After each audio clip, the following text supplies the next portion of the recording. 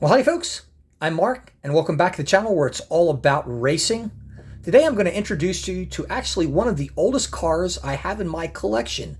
And if this looks a little too large for you, it is.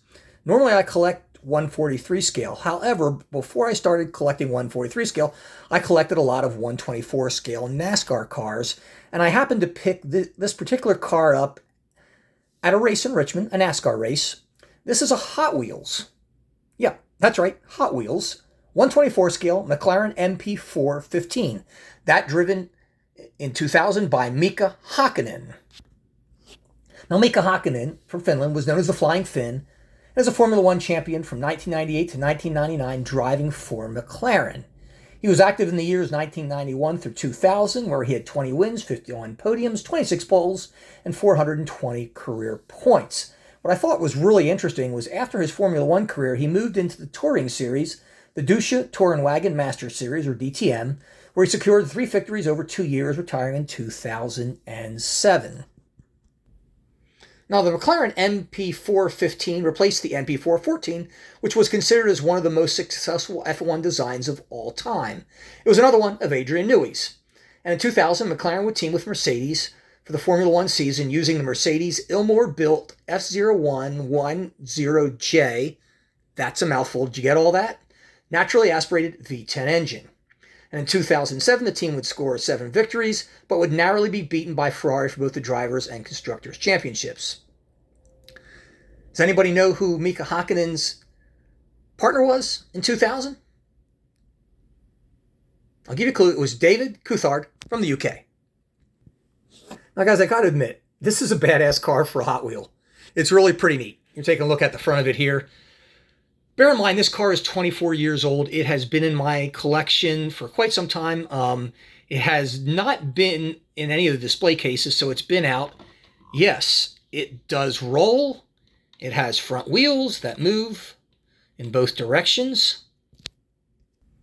Here's a look underneath it.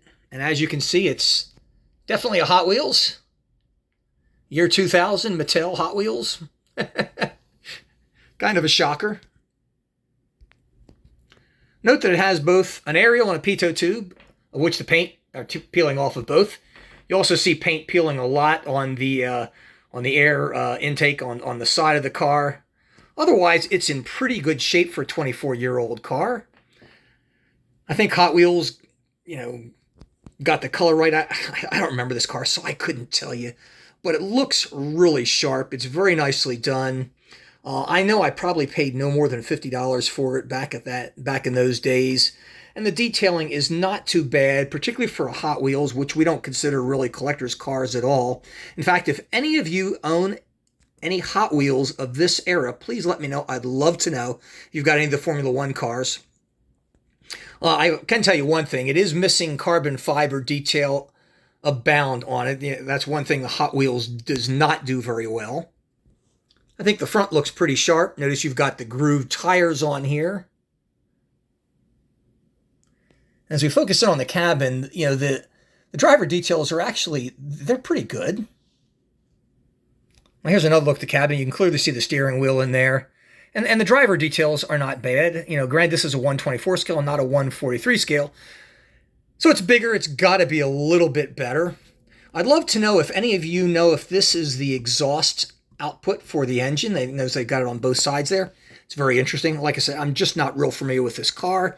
You can clearly see Mika everywhere on it. In fact, if we take a look at the back here and I lift it up, you're going to see Mika under the rear wing. You'll see Bridgestone, the tire choice that they had there.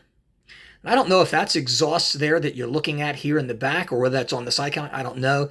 You can see the rain and running light on it, although it is not colored. Doesn't look too bad. As I said, it is void literally of all carbon fiber detail. And as you can see, there is some paint peeling on both sides of the car. And you can see it again here. It really seems to be on this, mostly on the side where you have the air intakes on that. Nevertheless, I think it's a pretty sharp looking car. Again, if any of you have any of these Hot Wheels, let me know. I'd love to know what you think of them.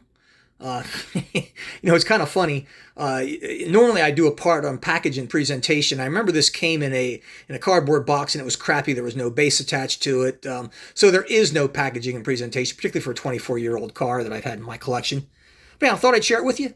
Thanks for watching. See you next time.